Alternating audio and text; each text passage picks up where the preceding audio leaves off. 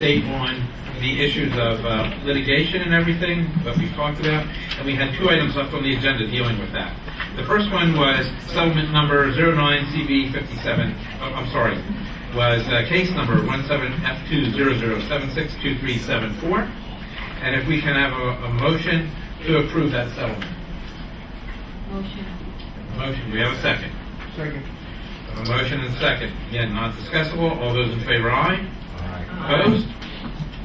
Hearing none. The next one, we have the Route 33 TIF cooperation agreement that we had reviewed and was reviewed again with us. Can we have a motion? Second. We have a motion and a second. Any comments? Hearing none. All those in favor, aye. Aye. Opposed? The last issue is about us. It's how do we want to carry on our meetings? When do we want to carry on our meetings? How do we want to do our meetings?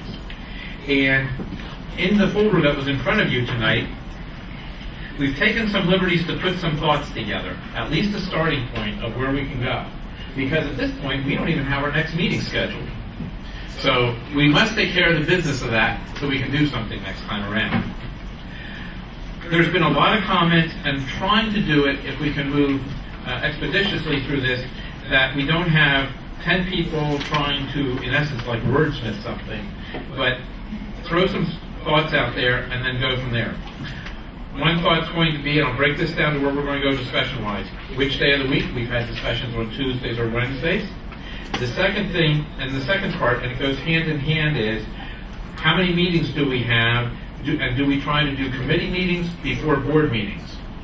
Whatever we decide, the most important thing about it is, it's a commitment that we're making that we're going to be here.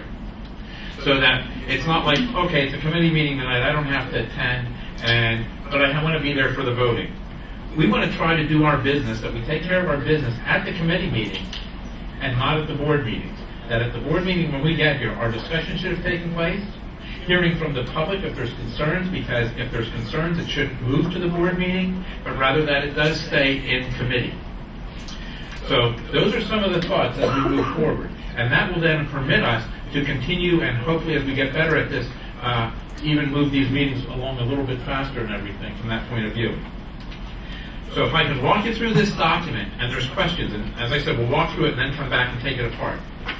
The first thing is, do we look at committee meetings that we do it all in one night? We start off with committee meetings, and we go into a board meeting, and we wrap up potentially either before the committee, before the board meeting or after the meeting with an executive session. Therefore, starting at 5 to 6 o'clock, and I'm going to be generic again, on our list it says Finance, Buildings, and Grounds Committee. If we wouldn't have it, we'd cancel it. At 6 to 6:30, we'll do something here, some kind of light snack or whatever.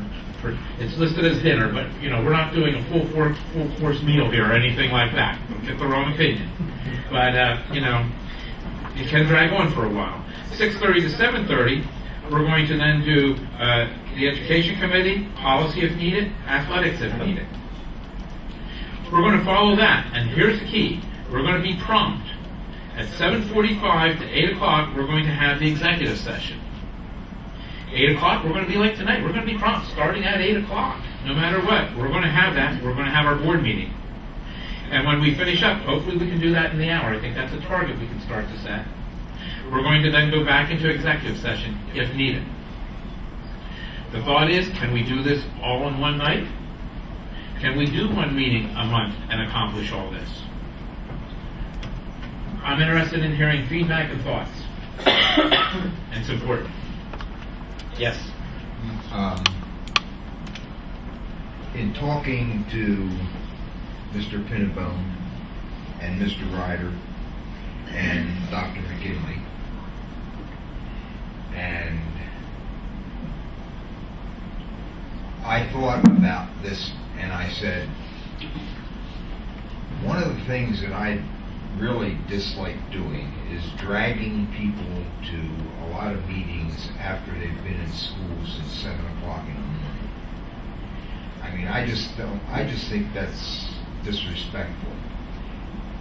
We can do this by scheduling 2 meetings.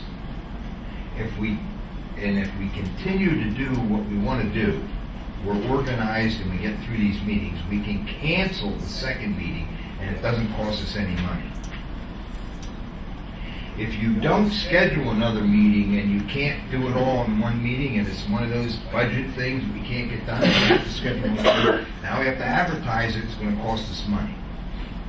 So my suggestion is, and I have no problem with this time schedule at all, my suggestion is we schedule 2 meetings every month. And hopefully we can cancel the second one. Because if we continue, I mean, I know what my goal was, I know what Mr. Ryder talked about, I know what Mr. Pinnabone talked about, I know what Dr. McGinley offered me. I hadn't had the opportunity, well, Dr. Moskaitis was in on one of the discussions. I really don't know, I didn't get a read on him, except that I respect the fact that he's a businessman and he's traveling. And so 2 meetings a month is a problem there. 2 meetings a month when you are planning vacation is a problem. But I think we should schedule 2 meetings with the hope that we can cancel the second one because we've done our homework. And in order for us to really do that, we have to commit to committee meetings. We have to have committees of the whole. We have to commit to those committee meetings. We have to get the work done, make sure that people are informed. If someone asks a question, they've got to be given an answer. Otherwise, it's going to go back to the committee, and that's going to cause a problem. So we have to make sure that the information is out so that people who have questions can ask the questions and then get answers. If we do all of that,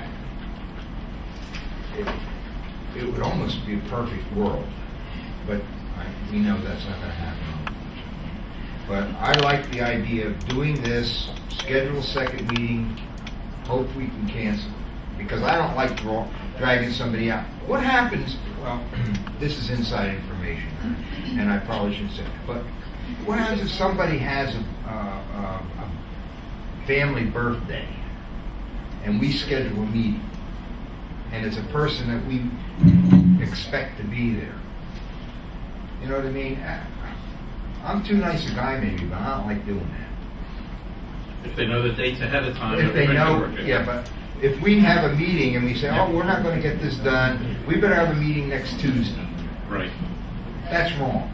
Exactly. I agree. I'm going to ask one other related question to this. Does a start time of 5 o'clock work for everybody? Can that work for everybody? Did 5 o'clock is the starting time? Yes. Even though I don't work, I do have do things during the day.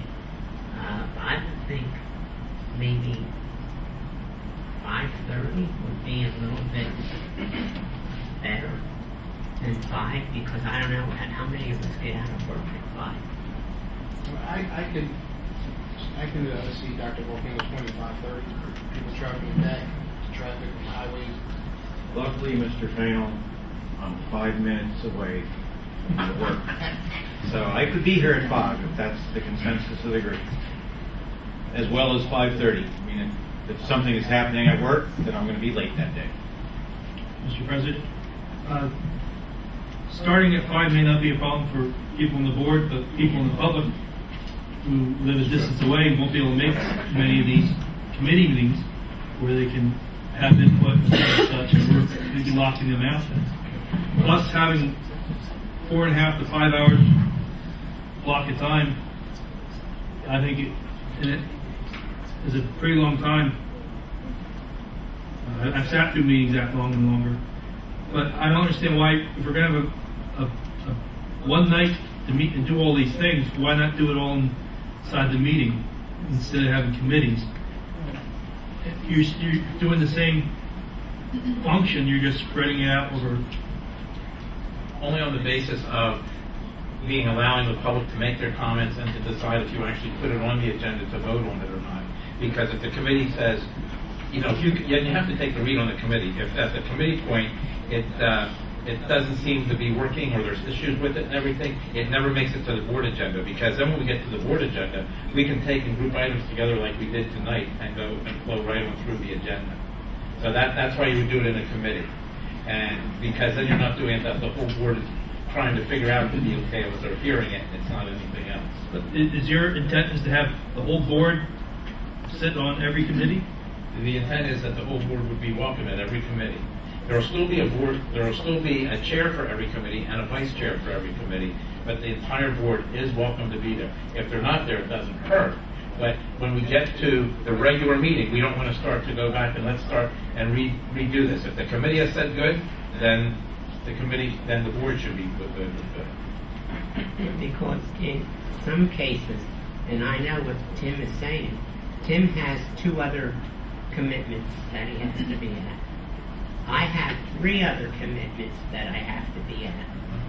Okay, so if we're going to go through all this and then maybe come back to finish it and then have a situation where I have to work that in between the other 3 committees that I sit on could be a problem. So that's something that I'm concerned about because the 3 other committees are important committees and I should be there. You're talking other outside ones. Yes, yeah. Now, they were trying to look at these schedules with everything that's being done, that we look at the schedules and we avoid, okay, like the IU, the CIT, the community college, and so that all that is exclusive. So that was trying to be done. Tim, you make a good point about the issue of the public.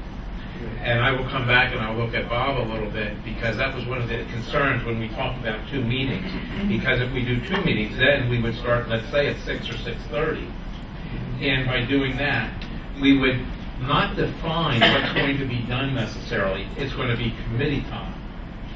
And at some point, we'll announce that next month it's going to be the education, or the next meeting coming up will be education and policy and athletics. Another one might be finance and buildings, so that you could rotate that way. And then you can still, okay, you're going to be out 2 nights, but you may get to the point that there's not going to be much for a board meeting afterwards. I mean, if you think about it, what we just took care of tonight, right?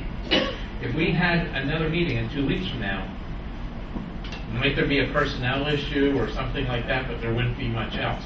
And therefore, we would either run through it quick or we would end up being able to cancel it. And sometimes, just like tonight, there's really nothing for budget or whatever, and so if there was a meeting that would have been the second meeting that was buildings and grounds, we would have been able to cancel that entire meeting as well. In the same way, if there was personnel, because that can't be discussed in public by law. Right, that's right. So, what I miss, what is the, you have the schedule here, but what night is that you're planning? Well, let me come back to the night. Let's work out the schedule first, okay? Because there is a question on date, so let's avoid the day right now. Let's just talk schedule. Bob? I like combining everything in one day. I think it will create a more informed board and less rehashing of topics. I think the 5:30 start would be reasonable, and you might buy yourself a half hour by having the famous snack time between 5:30 to 6, and then start with real activities at 6 o'clock, and that allows people to more easily attend. I can see this becoming a problem. I was going to recommend that we put either the light